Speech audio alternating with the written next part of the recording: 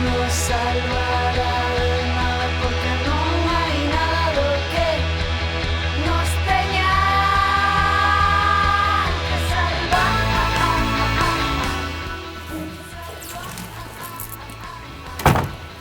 Bueno, pois isto é Carballo, Mara e máis eu somos de aquí. Rodando pola area até chegar ao mar. Nada, pois agora vamos a mercar aí ao mercado para facer a comida e nada, dar unha volta, despois a tomar un viño.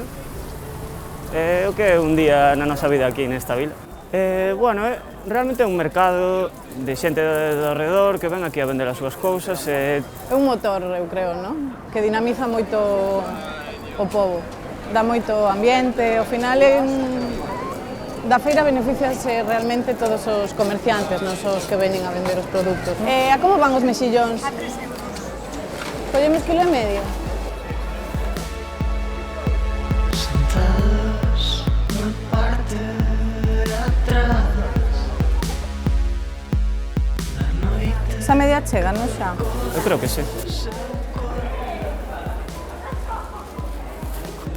Creo que están mellorando as cousas aquí en Carballo. Creo que, bueno, culturalmente é unha vila bastante avanzada comparada con outras, o mellor. Temos o FIOT, temos un montón de festivais. Bueno, ao final, cando tes así un caldo de cultivo, non? Eu creo que axuda a que nazcan novos proxectos, que se fagan cousas. Mira, como vai este ramo? 5 el paquete entero. Que Muy tengan bien. buen día, muy amable, Gracias, gracias. chao. Hasta luego. Mira, Xoan, olha que guai.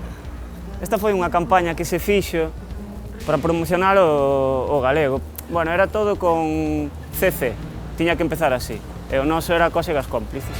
Máscara de noite Pois esta é unha galería de arte, unha tenda de mobles de Manolo Irín, que é un dos artistas máis importantes de Carballo. Que tal? Sí, queríamos mirar as lámpadas porque Mara viu algunhas na web. Que chulada xa. Esta está guai. É moi valente por parte de Manolo poñer unha tienda de muebles tan chulos e ademais con arte, sabes? Que todo o mundo poda entrar aquí e disfrutar destas cousas nun pueblo como Carballo. Pois a base de moito traballo, moito esforzo e empeño en xerar cousas diferentes.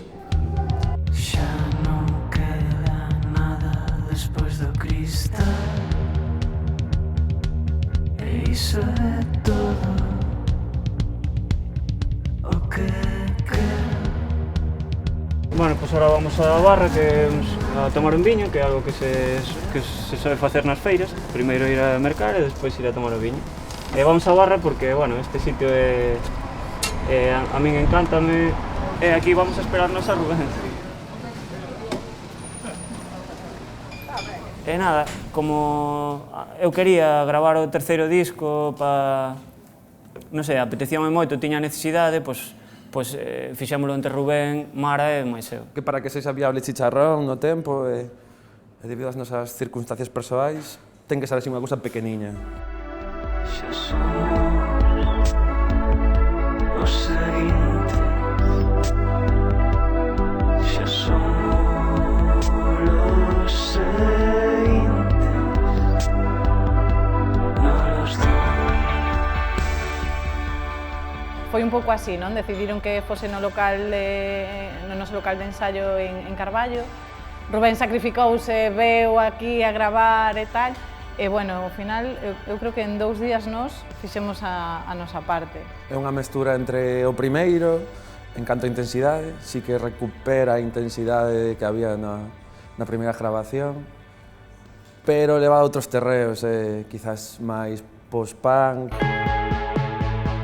Tránsito abríndose no salto. En Carballo gustame moito, sempre me gustou, en serio. Incluso a nivel arquitectónico me parece que ten moitísimo atractivo. O sea, a nivel social xa o ten, a nivel de propostas culturais, por supostísimo, é unha das vilas para mí un referente de Galicia, pero tamén a nivel arquitectónico. Eu cando chego de Santiago e vexo aí o depósito, dixo, este sitio mola. Sí, de feito se pensaba, por que non me meterán uns LEDs aí, sabes? En plan, un rollo aí Tokio.